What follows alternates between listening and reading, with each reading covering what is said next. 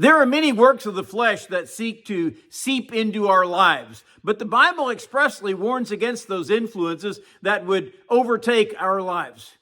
Good morning. This is Pastor Ernie Lewis of the Blue Point Church in Sisney, Illinois, with your thoughts for Tuesday. When Paul was writing to the New Testament churches in different cities around that part of the world, there were almost regional temptations that they had to endure to remain close to God. The great temple to the goddess Diana was in Ephesus. That is where the Romans and the Greeks came to worship her as the goddess of fertility. And much of the worship of this goddess itself involved sexual acts in and around the temple there. So Paul writes to the church at Ephesus in Ephesians chapter 5 and verse 5. For you may be sure of this, that everyone who is sexually immoral or impure, or who is covetous, that is, an idolater, has no inheritance in the kingdom of Christ and God. The Bible speaks especially strongly about those who are sexually impure. Jesus made it very clear that sex was only permissible within the marriage relationship.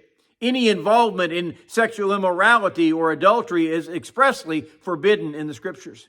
Jesus even took that a step further in his teachings on the Sermon on the Mount. When he related to the 10 commandments, and he said in Matthew chapter 5, you have heard it said, thou shalt not commit adultery.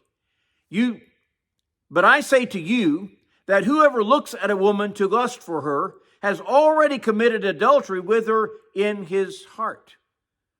Those words may seem shocking to those who were keeping the very letter of the law.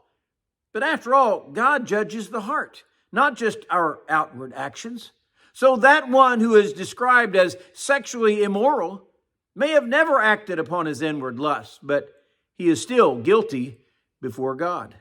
The warning against the impure is also a reference here that some may have taken as outward actions, but it includes every thought, every imagination of a person's heart.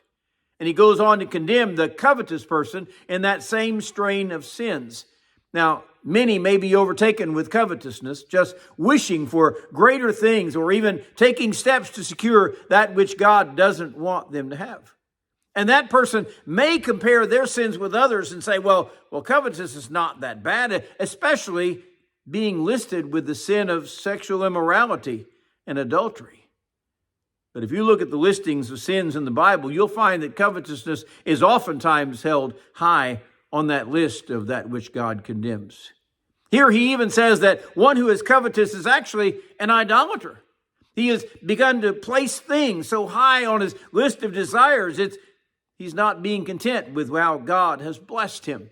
And he puts that above God in his priorities.